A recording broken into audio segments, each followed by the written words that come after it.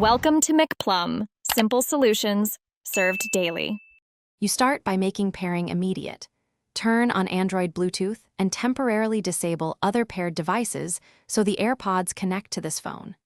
Put the AirPods Pro in pairing mode by opening the case and holding the rear button until the LED flashes.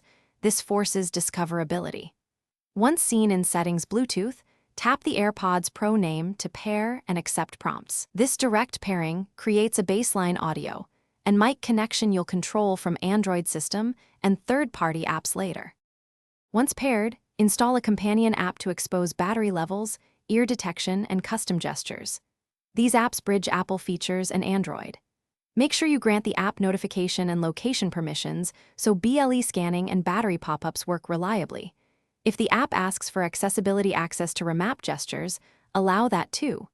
Then map single, double, long press, and squeeze actions to play /pause, next track, voice assistant, or volume. This step gives you practical controls and explains why gestures finish by integrating voice and audio.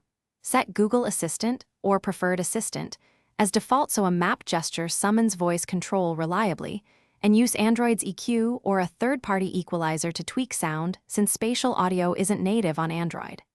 Once done, test mic, battery pop-ups, and gesture mappings. Make incremental changes to confirm stability. If you encounter frequent disconnects or weird behavior, reset the AirPods by holding the case button for about 15 seconds and re-pair.